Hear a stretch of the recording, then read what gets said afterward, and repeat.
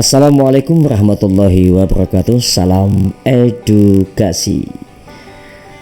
Kembali di Jam Edukasi Channel. Kali ini kita akan berbagi tentang wasiat Luqman Al-Hakim kepada pelajar muslim Indonesia. Teman-teman, dunia saat ini sedang dihadapkan dengan situasi yang sulit, di mana masyarakat harus menghadapi perubahan hidup yang cukup drastis, terutama bagi pelajar Indonesia yang kini semua aktivitas dilakukan di rumah secara online. Banyak di antara mereka yang semakin salah dalam memanfaatkan teknologi, seperti bermain game online, tidak bijak dalam menggunakan medsos, menonton video YouTube yang tidak bermanfaat, hingga membuat mereka lupa belajar, ibadah, dan hal bermanfaat lainnya. Tidak hanya itu, tindak kejahatan yang dilakukan anak muda saat ini juga semakin meningkat, terlebih di tengah wabah COVID-19 yang menggemparkan masyarakat seperti pencurian, penipuan, pembunuhan yang sedikit banyaknya mereka pelakunya. Inilah yang menunjukkan bahwa perilaku anak muda zaman sekarang tidak lagi mencerminkan jati diri mereka yang sesungguhnya. Perubahan ini menjadi tantangan besar bagi orang tua dalam mendidik anaknya agar dapat menjadi pribadi muslim yang mengacu pada nilai-nilai Al-Quran maupun hadis dan lebih tangguh saat menghadapi situasi apapun. Referensi yang menjadi rujukan orang tua muslim dalam mendidik anaknya adalah nasihat-nasihat Luqman Al-Hakim yang penuh hikmah, ya teman-teman. Nasihat ini juga dapat menjadi prinsip dasar bagi orang tua muslim dalam menanamkan pendidikan Islam kepada anaknya. Umat Islam pasti mengenal siapa Luqman Al-Hakim. Ya, seperti video saya sebelumnya, ia adalah satu-satunya manusia, bukan nabi dan rasul. Namun kisahnya diabadikan dalam Al-Quran karena kata-kata bijaknya dan kecintaannya kepada Allah, yakni dalam surah Luqman ayat 12-19. Allah menyebutnya dengan sebaik-baik sebutan karena wasiatnya kepada putra yang paling dicintainya. Di antara nasihat-nasihat yang disampaikan Luqman kepada anaknya adalah yang pertama, memegang akidah yang kuat. Nah, sebagaimana yang terdapat dalam Al-Quran, yang artinya, hai anakku, janganlah kamu mempersekutukan Allah. Sesungguhnya mempersekutukan Allah adalah benar-benar kezaliman yang besar. Quran surah Luqman ayat 13 ya. Dalam hal ini sebagaimana Ibnu Katsir mengatakan dalam tafsirnya bahwa wasiat pertama yang disampaikan Luqman kepada anaknya adalah beribadah kepada Allah dan tidak menyekutukannya. Karena itu merupakan perbuatan syirik, yakni kezaliman terbesar ya. Ini merupakan pelajaran pertama yang harus ditanamkan kepada anak agar mereka selamat dan tidak mencampur adukan keimanan dengan syirik yang dapat membuat Allah murka.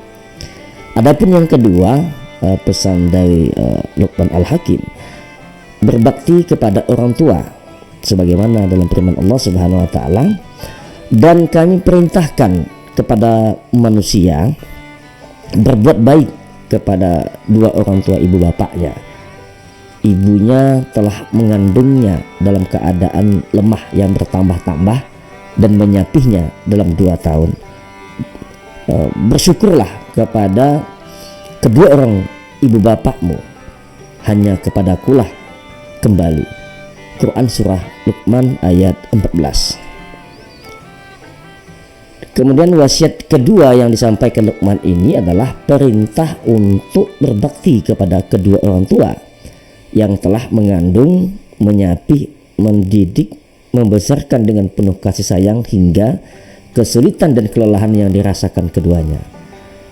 Ibnu Katsir pun mengatakan, berbaktilah kepada orang tua yang telah melahirkanmu sekalipun keduanya memaksamu untuk menyekutukan Allah. Jangan engkau mengikutinya. Hal itu pun tidak boleh menjadi penghalangmu untuk berbuat baik kepada keduanya. Adapun wasiat yang ketiga, kesadaran akan pengawasan Allah. Ya. Sebagaimana firman Allah Subhanahu wa taala dalam Quran surah Luqman ayat 15 yang artinya, hai anakku, sesungguhnya jika ada sesuatu perbuatan seberat biji sawi dan berada dalam batu atau di langit atau di dalam bumi, niscaya Allah akan mendatangkannya.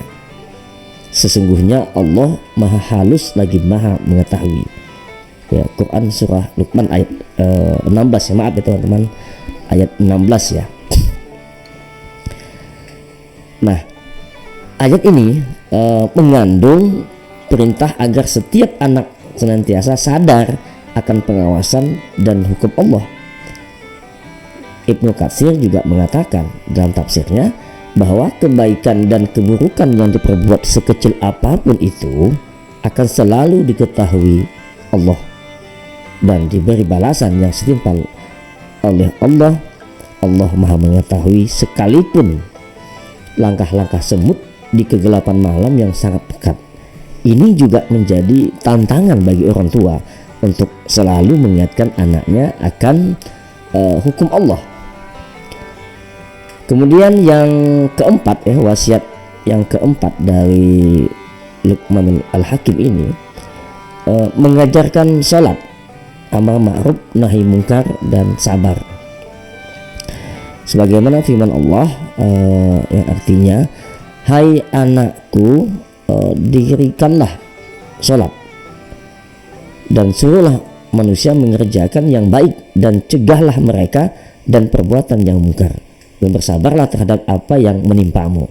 Sesungguhnya yang demikian itu termasuk hal-hal yang diwajibkan oleh Allah. Quran surah Luqman ayat 17 ya.